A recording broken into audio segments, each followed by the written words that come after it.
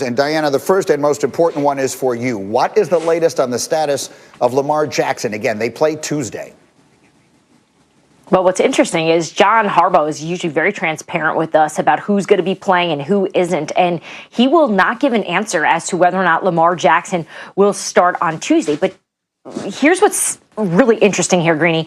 So when a player tests positive for COVID-19, like Lamar Jackson did on Thanksgiving, they have to quarantine for 10 days. That's the protocol that the NFL has followed this whole season. After those 10 days, there's a 3-day ramp-up period that they have to go through testing with the trainers to make sure that they're healthy. Tuesday only gets Lamar Jackson to day 12. So this could be really dicey with what they decide to do here, which is probably why John Harbaugh is not saying anything, because right now they may not actually know. So this is going to be a situation where we're going to have to wait and see. Okay, so that's fascinating. So then, Bart, let me come to you as my resident former Raven. We watched them. I thought that was one of the most impressive performances of the NFL season on Wednesday. A gutsy to make that as tough as it was against the Steelers. So as you look at them right now, where are they? What are the Ravens at this point this season?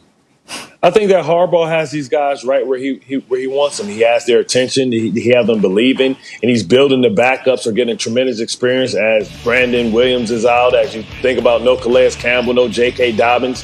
And they're saying, hey, if we go out here, you guys represent the history of what's on that decal. That decal out there means that no matter what, we expect you guys to go out there and play like a Raven. And you talk about last year, they really came in as the favorite, and I think they were underwhelmed because they were feeling themselves a little bit. They're one of the most criticized teams right now in the NFL. Lamar Jackson, nobody believes or knows if he's a franchise quarterback. You have a lot of guys that are going to go into the postseason with chips on their shoulders, and they're going to have it, and they're going to be able to make the playoffs when you think about their record that they have going. They should be at least 10-6 at minimum. 11-5 should get them in there. And they're going to be a team that nobody wants to face.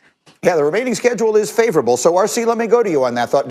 Maybe this is a better role for them going in, not as the one seed and everyone talking about it, but maybe going in a little under the radar. It doesn't seem like a team that someone is going to be dying to see come into their building. You're shaking your head. Greeny, because that's things losers say. You know, I don't want to go in as the hot team. I don't want to go in as the favorite. I want to go in as the team that's been losing, because if we're losing, then there's no pressure. No, that's what you say to make yourself feel better. That's what you say to make yourself feel like, you know what, this is a better position for us, or we've come through this adversity and now we can win games. It's about how the Baltimore Ravens play. Do you think that teams are going to fear the Baltimore Ravens more as the underdog than they did last year when they had the reigning MVP, when they were blowing people out late in that season? No, it's about playing the games. And for the Baltimore Ravens, it truly looks like it comes down to, can you stop the Cleveland Browns from running the football, and can you win that game? Because every other game, to me, I believe they'll be favored, and I believe that they'll win no matter who is playing quarterback, with the way that defense played against the Pittsburgh Steelers. But who are the Baltimore Ravens going forward with scare teams? Not the fact that they're the underdog. You know, Diana, there are very few things that I look forward to more when we can finally do it than having Bart and RC in the room together. That is something I think I speak for everyone when I say, when we can get, just looking at Bart's face right now, when I can have the two of you guys sitting in here in this room, that is really going to be magic. Anyway, we'll do more on this as we go, but I want to do some either-ors here. Let's look around the league at some of the other matchups that are coming up this weekend and some of the quarterback matchups. And Bart, I will start with you. Phillip Rivers head-to-head with Deshaun Watson, who has the bigger day. Not even close. Deshaun Watson's playing better than any quarterback not named Patrick Mahomes in this league. You talked about 24 touchdowns, only 5 interceptions. The problem is the rest of the team didn't come to the party, but it's not because of he's not playing well. And he's finally getting into the groove where he sees the field so good right now. He's making winning plays like we've always seen him do. Is just that defense isn't worth anything. Trade J.J. Watt. Having an MVP season. RC, Baker Mayfield and Ryan Tannehill head-to-head. Who do you like? Let me think. Ryan Tannehill, the guy that we were talking about in the MVP conversation early on this year, the guy that's actually turned the Tennessee Titans around. And we know that they're led by Derrick Henry, but look at the games this season, or the games last season, where Ryan Tannehill has had to make plays for the Tennessee Titans to overcome. I expect him to be able to do that this week as well. Ninkovich, we got Taysom Hill head-to-head with Matt Ryan. Who do you like? I'm going Taysom Hill on this. There's a reason why they paid him $21 million. They didn't want to let him go. they feel that he could potentially be the guy after Drew Brees. He's able to help this team stay afloat while he's injured, while Drew Brees is sitting down. I'm going Taysom Hill. He is a modern quarterback, running, throwing, out of the pocket, in the pocket, whatever you want to call it. He is the man. So $21 million, Taysom Hill, he's my guy. Oh, I'm looking forward to talking about this because as we look at the NFC playoff picture, you see where everybody sits. The Saints are on top. You got the Seahawks and the Packers right there nipping at their heels. Think about the quarterbacks that we have, the pedigree of the quarterbacks that we have at the top of that list. But is Taysom Hill enough to carry the Saints where they want to go? Yeah. Diana, I think we have to start there. What is the latest on Drew Brees, who's been out since week 10? What do we know about the timetable for him to come back?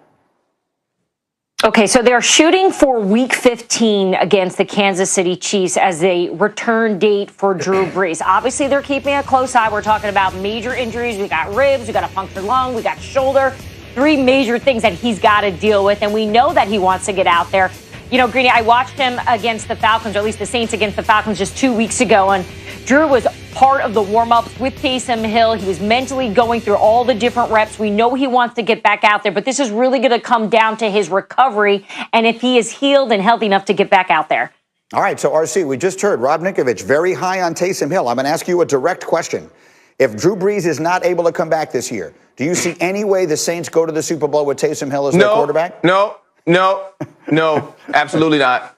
Absolutely not. And obviously, Rob only watched the first week against the Falcons. I talked to some people in the Falcons organization before that game and just asked, okay, what are you guys thinking? What are you looking at? And many people said, you know, something maybe like Colin Kaepernick used to have or something maybe similar to what Lamar does. No one expected to see what they saw out of Taysom Hill against the Atlanta Falcons week 1. They were heavy man coverage, and so Taysom Hill always knew where the matchup was. Fast forward to the next week when now somebody has some film on him. He's 9 for 16, only 78 yards, an interception against the Denver Broncos. And when I watched the Denver Broncos game, it was 2 reasons it was unwatchable about halfway through. One, because you knew that there was a practice squad wide receiver playing quarterback for the Denver Broncos, but also you knew that there was a utility guy playing quarterback for the New Orleans Saints. And so we will see what happens this week against the Atlanta Falcons with more film. But I believe even with this defense playing better than any other defense in the NFL is at this moment, if they don't have a healthy Drew Brees, they can't win it all. Why do you believe in him so much, Rob Ninkovich? Well, RC, come on now. This was an either or. It was an either or on that one. It was either Taysom Hill or Matt Ryan, and I went with Taysom Hill. So let's not say that I think that. Well, you should have said you went to Taysom Hill because of New Orleans defense. So what do you think, Rob? So what do you think they can be with Taysom Hill? I think that they can be very good right now in helping that team stay afloat until Drew Brees gets back. I believe that for them to win a playoff game, to get deep, to win a Super Bowl, you need Drew Brees, a guy that has played in those big games, somebody that understands to check the offense in the perfect play against what the defense shows them. So for me, I like Taysom Hill. I feel like he has a bright future in the NFL. That's why they paid him $21 million. They didn't want to see him go to another team and develop into a big-time quarterback. So either or Taysom Hill or Matt Ryan, I go Taysom Hill. Either or Drew Brees, Taysom Hill for the Super Bowl run. For a Super Bowl run, I go with Drew Brees. Come on, RC, don't put me on that like that. All right. Let me get Diana back in here quickly. No one is closer to that team than you are. Here's the thing. To add to what Rob is saying, Sean Payton said this to me when they faced the Falcons. He said, because I asked him directly, what's the difference between Taysom Hill and Drew Brees? Which we know the list could be very long. It could be chapters. But he said, the biggest thing to me is Drew Brees is like Emerald the chef, right? He's got his hands in everything. He's on the stove. He's messing with the meats. He's doing everything all the time. That's how he runs the team. He's constantly communicating and telling everybody where they should be, what they should be doing. Taysom Hill's not like that. He can't be that yet. He's new to being a starting